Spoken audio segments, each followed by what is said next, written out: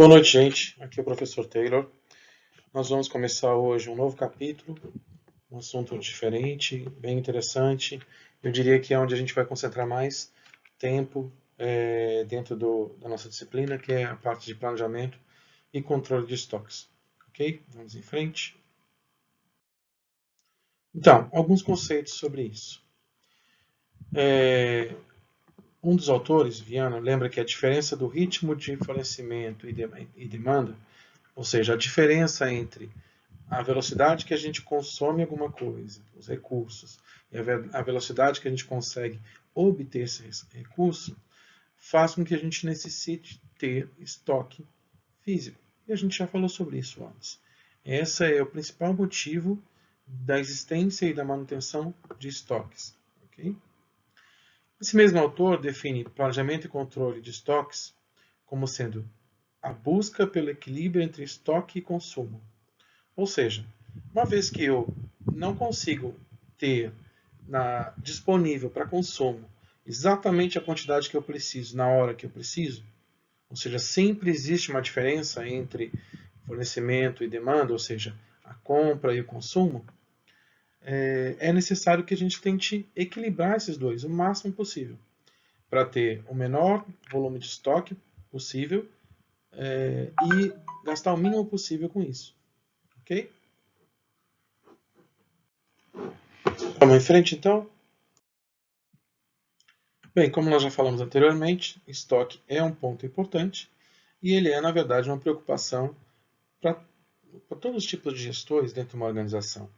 Se a gente for olhar algumas óticas, o que a gente poderia ter? Bem, para os gestores financeiros, a preocupação deles com o estoque é quanto à quantidade de recurso investido e todos os custos decorrentes disso.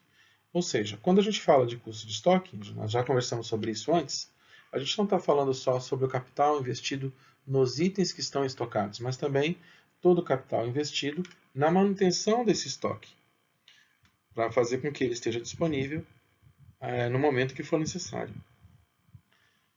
Sobre a ótica dos gestores comerciais, a preocupação é quanto ao prejuízo no atendimento aos clientes, que uma possível falta de estoque de produto acabado pode gerar.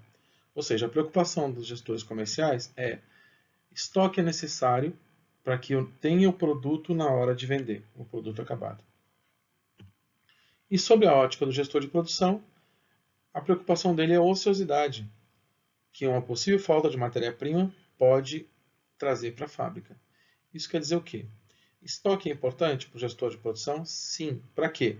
Para que a fábrica não pare, para que não exista ociosidade dos recursos investidos na fábrica.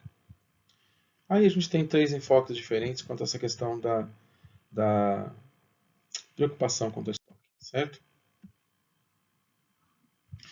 Bem, atribuições, regras e critérios quanto ao planejamento de estoque.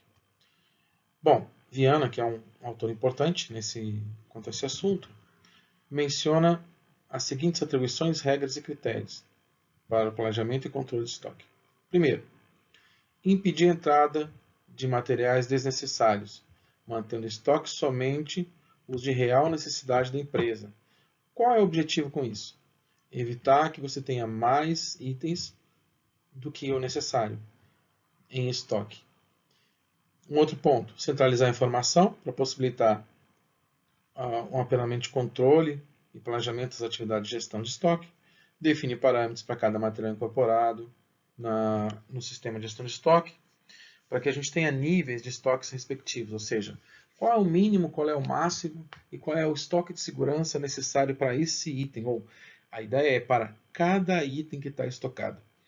Um ponto aqui que vale a pena a gente lembrar é, uma vez que existem poucos itens estocados, um número pequeno de SKUs, ok, isso até é um problema simples.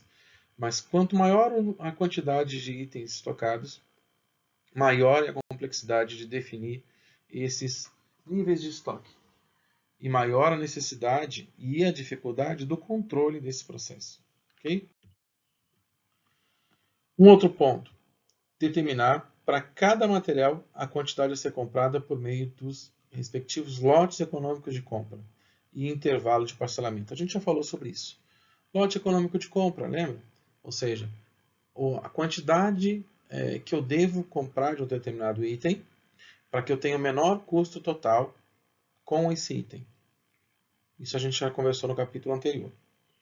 Mas mais à frente a gente pode fazer alguns exercícios sobre isso para ficar mais claro para vocês. Um outro ponto, analisar e acompanhar a evolução do estoque da empresa, desenvolvendo estudos estatísticos a respeito. Qual é a ideia aqui? A ideia é que a empresa possa, a partir de algum estudo estatístico dos itens que estão estocados, se preparar para qualquer mudança de estoque, para qualquer mudança em termos de demanda, em termos de necessidade de um ressuprimento mais rápido ou mais lento.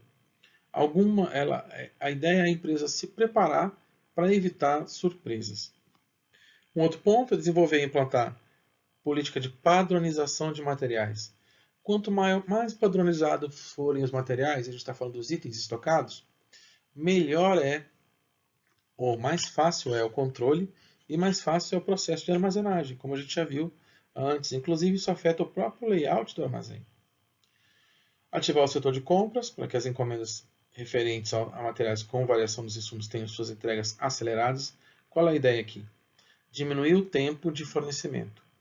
Quanto mais rápido eu sei que eu tenho aquele item na minha mão, mais fácil eu consigo lidar com a necessidade de falta. Por quê? Porque eu sei que se for faltar, em um número pequeno de tempo pequeno, um número pequeno de unidades de tempo, eu consigo repor esse estoque. Essa é a ideia. Reprogramar essas encomendas em andamento, conforme as necessidades da empresa. Decidir sobre a regularização ou não de materiais entregues, além da quantidade permitida. Ou seja, é possível eu comprar mais do que o necessário? Pode ser, porque nem sempre o fornecedor vai te entregar exatamente na quantidade que você precisa, porque ele também tem um planejamento. É possível que você, adquirindo uma quantidade superior àquela que em um determinado momento é necessário, você consiga economias de escala no sentido de conseguir custos mais baixos e aí conseguir um ganho maior quanto à produção, quanto aos valores envolvidos em produção, ou até repassar essas reduções de custo para o preço final do produto. Um outro ponto é realizar frequentemente estudos propondo alienação para que materiais obsoletos e inservíveis sejam retirados do estoque. Aqui é identificar aqueles pontos que estão, aqueles produtos que não têm mais condições de serem utilizados, seja por alguma característica física ou algum problema, e retirá-los do estoque. Porque enquanto eles estiverem lá, eles estão contando como um custo de estoque. Ok? Quais são as decisões quanto a estoque? Quanto à gestão de estoque? Quanto pedir de um item, quando pedir e como controlar o sistema de estocagem, o sistema de fornecimento. Ok? Então, quanto pedir, quando pedir e como controlar. Quanto pedir? O que envolve esse tipo de decisão? Bom, de respeito às chamadas decisão de volume. Como assim decisão de volume? Volume de ressuprimento. E tem como objetivo determinar o tamanho dos pedidos de reabastecimento. Aqui, em outras palavras, o que eu quero saber é: eu tenho que comprar quantas unidades de cada item por vez? Eu vou comprar de 12 em 12, de 24 em 24, eu vou comprar 500 unidades, 1 milhão de unidades. Qual deve ser o tamanho do meu pedido de reabastecimento? Essa é uma preocupação muito importante. Quanto a quando pedir, aí diz respeito a qual o momento em que eu devo repor esse estoque. E o objetivo disso é determinar em que momento ou em que nível de estoque o pedido de reabastecimento deve ser feito. Qual a diferença? Em que momento, eu quero dizer assim, a cada 3 meses, a cada mês, a cada 2 semanas, a cada 15 dias, a cada 1 semana. Essa é uma forma de ver essa decisão de quando pedir. esse momento de reposição.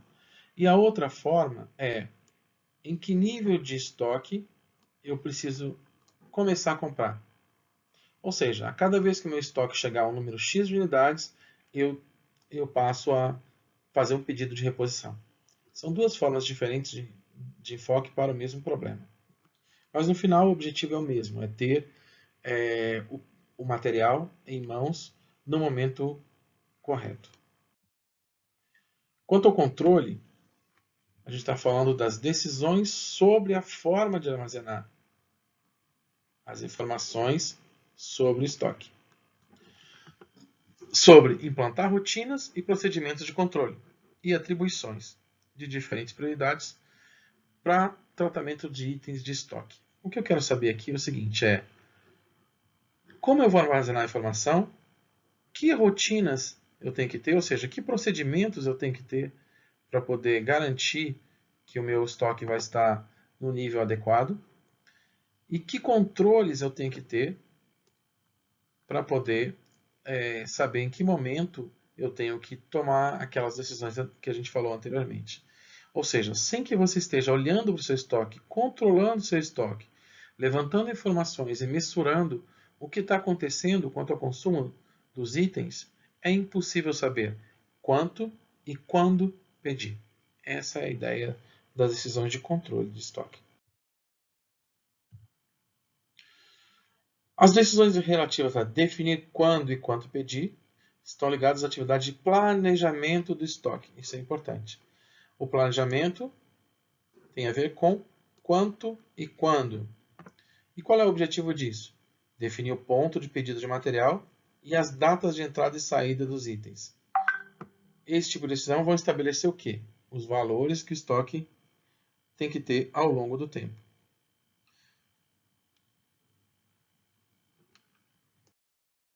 Quando eu estou falando de decisões relativas ao controle, eu estou falando em coletar e analisar informações sobre o desempenho de um conjunto de processos. O que eu quero saber aqui?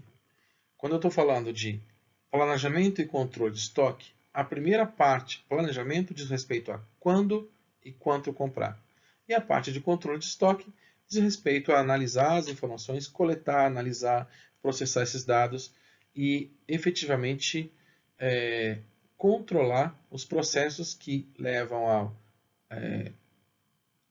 às decisões de quanto e quando adquirir algum item para o estoque. Qual é o objetivo disso? Monitorar e disparar ações corretivas. Como assim? Está errado? O item de estoque deveria ter uma quantidade tal que não tem? Você está percebendo, a partir do controle, que vai faltar algum item? Então, essas são medidas corretivas para isso. Não, pelo contrário, eu estou percebendo que a quantidade que eu tenho comprado de um determinado item está extrapolando demais a demanda. Então, eu tenho que tomar medidas para modificar a quantidade que eu compro ou a periodicidade que eu compro para ter menos itens, quantidade de itens disponíveis. Bom, existem algumas filosofias de estoque, certo? Qual é a ideia delas? A ideia da filosofia de estoque é que a complexidade de decisões para solucionar alguns tipos de problemas quanto à gestão de estoque pode ser adotada de algumas formas. Que formas? Bom, uma forma muito comum, bastante utilizada, é o MRP, que é o Planejamento das Necessidades de Material. Uma outra forma é o DRP. E uma forma mais moderna é o Just in Time. Vocês já devem ter ouvido falar de Just in Time também. Nós vamos falar sobre cada um deles um pouquinho agora. Vamos falar sobre o MRP. Por que MRP? A sigla de MRP significa Material Requirements Planning, ou seja, planejamento de necessidades de material. E é por isso que usa essa sigla, porque ela vem do inglês. É um tipo de sistema, da década de 70, um tipo de sistema que utiliza dados de demanda futura, ou seja, planejamento da demanda, e pedidos que foram feitos para calcular as necessidades futuras de materiais para atender a demanda, lógico. Qual é a ideia desse tipo de sistema? Ele não é um sistema, tá, gente? Ele é um tipo de sistema. Existem vários sistemas que se caracterizam como MRP, ok? Então, qual é a ideia? A ideia é o seguinte: esse sistema vê qual foi o seu consumo, projeta a quantidade que você vai precisar de um determinado item, de vários itens, para o futuro, calcula essas quantidades e dispara, identifica, indica qual é a quantidade que tem que ser adquirida de cada item ao longo do tempo, para poder atender às necessidades de demanda para cada item. Para quê? Para evitar que nós tenhamos atrasos ou quantidades que estejam incorretas. Como assim quantidade incorreta? Sobrando ou faltando item. Essa é a ideia, esse é o objetivo principal de qualquer MRP. Bom, como a gente estava falando antes, o objetivo principal do MRP é permitir o cumprimento de prazos de entrega dos pedidos dos clientes. Como assim? Atender a necessidade do cliente. Tudo que a gente faz, que a gente falou até agora, quanto a estoque, sempre é para atender aos pedidos dos clientes. Mas de que forma? Considerando o menor nível de estoque possível, planejando as compras e também planejando a produção de componentes, de modo que ocorra no momento certo, nem antes e nem depois, ou seja, no momento adequado, e nas quantidades corretas, nem mais e nem menos. Ok? Esse é o objetivo principal de um AMRP. Bom, como é que surgiu o MRP? Surgiu através de o que, o que se chamava à época de lista de material. Lista de material, ou BOM, que significa Bill of Materials, na verdade um plano de produção. Como assim? O que eu vou produzir um determinado produto? Quanto que eu preciso de cada material para que esse produto chegue ao final completo, como um produto acabado? A partir dessa lista de material, a, a demanda independente por esse produto, que é quanto que vai ser comprado, quanto que se deseja vender de um determinado produto acabado, é possível chegar ao plano de compras ou plano de componentes. Ou seja, a demanda dependente. A gente já falou sobre demanda dependente e independente antes, mas só para a gente ter aqui uma ideia um pouquinho mais clara sobre isso, pensem assim. A demanda por cadeiras, vamos supor um item, cadeira, certo? Eu tenho lá, eu produzo cadeiras. Então, esse produto acabado, cadeiras, eu não sei quanto efetivamente eu vou vender. Então, para isso, o que eu faço? A gente trabalha com estimativas do mercado sobre a demanda quanto a cadeiras. Então, o estimo, vamos supor que no próximo ano eu devo vender 1000 cadeiras, ok? Qual é a ideia da lista de materiais? Para que eu tenha 1000 cadeiras produzidas no ano que vem, quanto de cada peça que compõe a cadeira eu preciso ter disponível? Essa é a ideia da lista de materiais. Quando você junta várias listas de materiais, você tem um MRP. Bom, uma lista de material é um registro de quê? Todos os componentes de um produto. Ou seja, na nossa cadeira lá, a gente vai falar mais à frente sobre um exemplo disso, o que compõe essa cadeira? Cada parte dela é um componente e eu tenho que ter essa listagem de todos esses componentes. Das relações de origem do componente, ou seja, quem vem primeiro, quem agrupa quem. Vou mostrar um exemplo à frente para ficar mais fácil para vocês. Das quantidades de emprego derivados da engenharia e também dos projetos de processo, ou seja, de como esse produto final, cadeira, vai ser montado. Bom, os itens componentes de montagem são chamados de itens filho, uma vez que os itens pais representam a montagem. Vamos supor assim, se você tem uma cadeira e essa cadeira tem 4 pés e o assento dela, para que esses 4 pés sejam colocados na cadeira, você faz isso diretamente no assento. Então você tem um conjunto montado quando você tem 4 pés e um assento. Vamos ver mais à frente, fica mais fácil. Se o item filho tem seus próprios componentes, ele também é um item pai destes. E assim sucessivamente. Outro ponto, que é a estrutura do produto, também conhecida como árvore de produto, é um diagrama que mostra seus componentes e a ordem pela qual as peças devem ser agrupadas. Então, o nome desse diagrama chama árvore de produto.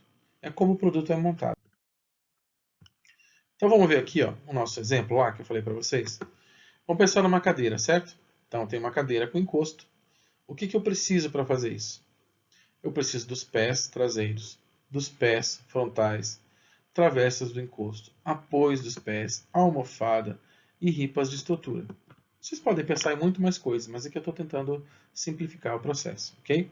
Como isso deve ser montado? Da seguinte forma. As ripas de estrutura, que estão aqui no nível 3, bom, vamos lá de cima. Nível 0. No nível 0 eu tenho a cadeira com encosto, certo? Então esse é o nível máximo, ou o nível em que eu tenho o produto acabado. Para que eu tenha essa cadeira com encosto, eu tenho no nível 1, ou seja, um pouco abaixo, 4 conjuntos.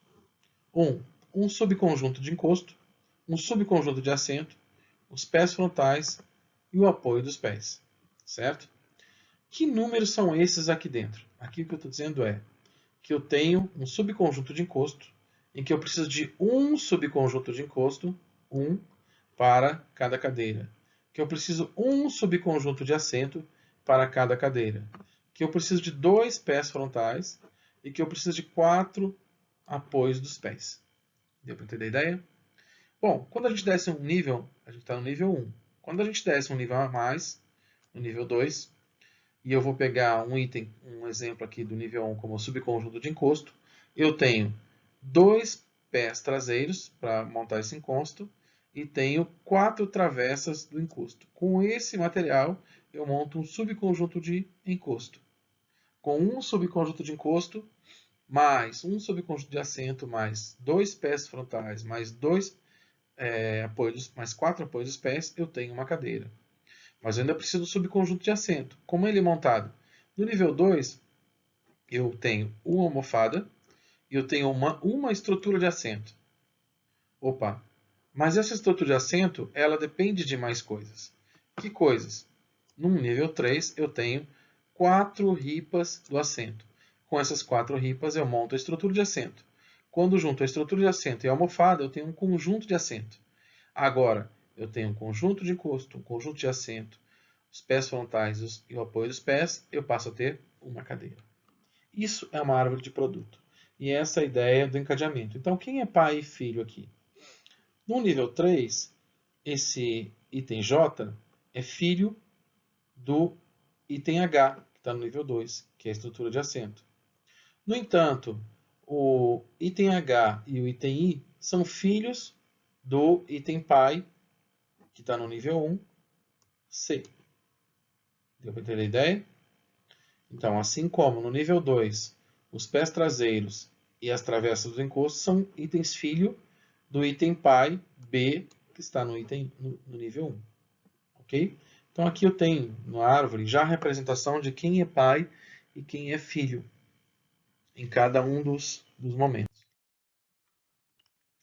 Quando a gente está falando de planejamento de necessidade de materiais, a gente precisa de um pouco mais de informação. E essa figura eu acho que é muito interessante nesse sentido. Então, imagina que a gente tem aqui no meio o MRP, certo? O que ele precisa? Ele precisa do plano mestre de produção. O plano de mestre de produção é o que vai ser produzido de cada quanto a produtos e que é montado a partir de duas coisas: previsão de vendas e carteira de pedidos. Ou seja, os pedidos que eu tenho e as a previsão de vendas que eu fiz. Com base nesses dois itens, eu tenho o plano mestre de produção. O plano mestre de produção traduz o que eu preciso produzir, ok? Para atender o quê? Atender os pedidos conforme a previsão de vendas. Quando eu tenho, para fazer isso, para atender esse pedido, eu também preciso alimentar o MRP com a lista de materiais, que é o que a gente acabou de falar. Também preciso inserir o que eu tenho em estoque. Aqui é tudo que entrou e tudo que saiu. Do MRP, o que vai sair? Vai sair ordens de compra, dizendo compre tal e tal quantidade de tal item em tal fornecedor. Planos de material. O plano de material é produza tantos materiais para aquele produto acabado seja efetivamente montado. E as ordens de produção dizendo quanto que deve ser produzido de cada material. Ou seja, eu tenho como entradas o plano mestre de produção, a lista de material e o registro de estoque, e como saída, ordem de compra, plano de material e ordem de produção. Ok? Por isso que ele é um sistema bastante útil em termos de produção para controle de estoque, inclusive. Mas é uma forma de fazer. Bom, uma evolução do MRP, ela trouxe um pouquinho mais de detalhes nesse sentido, que é o seguinte, tudo bem, eu tenho aqui, do mesmo jeito, pedidos dos clientes, as previsões, o plano mestre de produção, ok? Mas os registros de estoque, eu posso trabalhar como transações, recebendo e enviando, ou seja, o que entra no estoque e o que sai do estoque. Da mesma forma, a lista de material também envolve processo de produção e tempos padrão. A partir daí, eu monto um plano de necessidade de material. Esse aqui é um pouquinho mais detalhado do que o anterior. Com isso, eu consigo ter um plano de recursos para a manufatura, e aqui a gente está falando da fábrica. Com base nisso, eu consigo ter dados sobre quais são os custos financeiros com o que eu vou produzir, com o que eu pretendo produzir. E a partir daqui eu consigo gerar relatórios de compras, relatórios financeiros e contábeis, relatórios de vendas e marketing, relatórios de recursos humanos no sentido de quem está trabalhando com o que, e os relatórios quanto à manufatura, ou seja, o que está sendo produzido. Essa é uma versão um pouquinho mais avançada do MRP tradicional. Chama explosão do MRP, ou MRP2. Na década de 90, algum tempo depois, esse conceito de MRP foi ampliado para a empresa toda. E aí surgiu um novo tipo de sistema. Que tipo de sistema é esse? Esse sistema chama ERP. ERP porque é Enterprise Resource Planning, ou seja, planejamento dos recursos corporativos. E ele abrange não só a parte de produção, mas ele abrange engenharia, e aí está falando de manutenção, e abrange marketing, finanças, recursos humanos, contratos e várias outras coisas. Ou seja, a ideia do sistema do tipo de sistema ERP. Estou frisando o tipo de sistema porque isso não é um sistema, tá, gente? Existem vários sistemas que são ERPs, ok?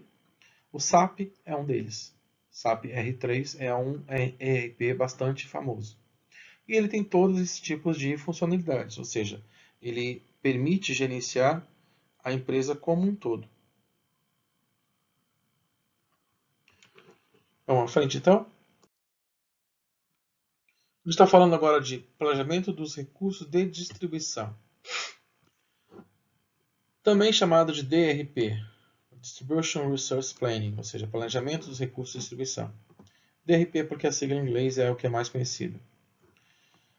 Bom, o que ele faz? Ele aplica um algoritmo semelhante ao MRP, ou seja, da mesma forma que a gente viu lá, só que no ambiente de distribuição.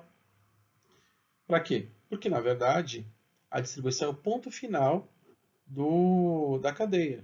Ou seja, é a parte que vai levar o produto que você produziu até o consumidor final. E ele é utilizado para fazer a gestão integrada da cadeia de distribuição e não simplesmente para tentar prever a demanda. gestão integrada da cadeia de distribuição é bastante mais amplo. Ou seja, um DRP serve para você gerenciar todos os centros de distribuição, identificando qual é a necessidade que cada um tem, qual é a capacidade que cada um tem, e aí por diante, para poder alocar os recursos necessários e os produtos necessários. Bom, para um DRP, cada centro de distribuição, cada CD, é visto como um cliente da fábrica. E para isso, e possui para cada produto uma quantidade disponível em estoque, um tamanho do lote para pedido e um prazo de transporte e um estoque de segurança. Ou seja, é como se fosse um cliente em que a fábrica tem que atender, e para isso ela precisa definir qual é, para um determinado produto, qual é o nível de estoque adequado, qual é o tamanho do lote do pedido que eu preciso ter, qual o prazo de transporte que eu devo atender e qual o estoque de segurança que eu tenho que manter para que aquele centro de distribuição continue funcionando adequadamente e atendendo aos pedidos. Essa é a ideia. De forma geral, podemos dizer que existem dois tipos de fontes de demanda na rede de distribuição. Quais deles? A venda direta, realizada pela fábrica, e as vendas feitas no centro de distribuição. Percebe que tanto uma venda quanto a outra afetam a distribuição? E essas vendas elas não são de produtos acabados? Para que exista o produto acabado no centro de distribuição, eu preciso que a produção, lá a fábrica, me entregue, ou seja, entregue ao centro de distribuição as quantidades adequadas de cada produto que deve ser que compõe o pedido dos clientes. Qual é a ideia do DRP? Ele permite que a gente consiga integrar os planejamentos de operações dos clientes ao planejamento da fábrica. Isso é ótimo. Ou seja, eu consigo ter uma ideia na fábrica efetivamente do que eu preciso produzir, porque eu estou partindo da necessidade do cliente. Uma outra forma diferente, que é a forma mais tradicional de fazer isso, é eu faço uma previsão de demanda, eu não sei ainda se o cliente vai consumir ou não aquele produto, mas eu faço uma estimativa disso e mando essa estimativa para a fábrica. A fábrica produz e o centro de distribuição vende ou entrega, certo? Isso pode acontecer de que a sua previsão esteja correta ou não. Se ela estiver correta, ótimo, você produziu a quantidade adequada. Se a sua previsão estiver acima do que efetivamente o cliente ou o hall de clientes daquele produto deseja consumir, vai sobrar produto acabado. Se acontecer o contrário, você estimou menos do que deveria efetivamente ser consumido, você vai ter falta de produto. É esse que é o problema. Agora, quando esse planejamento é integrado com a operação no centro de distribuição, isso acontece ao contrário.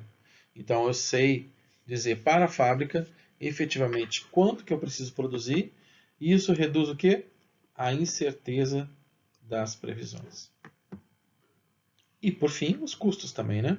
Seja custo por produzir mais do que deveria ou custo por falta. Quando a gente compara as duas formas de fazer essa ligação em termos de informação entre a empresa e o centro de distribuição, nós temos a forma tradicional, em que eu tenho o meu planejamento de controle de produção dentro da fábrica, planejo as minhas compras acionam na empresa fornecedora as suas vendas, ele faz o seu cadastro de pedidos, e isso entra na programação de produção da empresa que vai me fornecer esse produto. Quando eu trabalho de forma integrada, o meu planejamento e controle de produção está integrado com o planejamento e controle de produção da empresa fornecedora. Ou seja, a empresa fornecedora sabe o que efetivamente eu vendi e sabe o que efetivamente eu vou precisar. A partir daí eu tenho um planejamento de compras e a parte de vendas e cadastro de produto, cadastro de pedidos é subsequente, ou seja, consequência da interligação do planejamento e controle de produção. Essa é a ideia. E a partir daí, o nível de estoque na minha empresa e na empresa fornecedora, ou seja, na fábrica, na empresa que faz o fornecimento, acaba sendo reduzido e os custos reduzidos também. Também tem uma outra coisa que é importante, é que há um ganho de tempo quanto a transporte e produção. Bom, de forma geral, as empresas que usam DRP têm apresentado melhorias sucessivas dos serviços aos clientes. Por quê? Porque eu diminuo o meu nível de estoque, reduzo o tempo de produção, de atravessamento, pelo canal de produção, de distribuição. Isso faz com que eu tenha o produto na mão do cliente final mais rapidamente e na quantidade correta. Essa é a ideia. Outro ponto é que as incertezas de previsão de demanda são reduzidas. Por quê? Porque o meu fornecedor conhece a minha informação. Ele sabe efetivamente o que eu estou vendendo. E, de forma geral, ele consegue se planejar para isso. E aí, por isso, é por aqui que a gente fica por hoje. E aí vamos continuar na próxima aula, tá bom? Você já conhece a bibliografia que a gente usou para isso. Então, vejo vocês na próxima aula. Um abraço.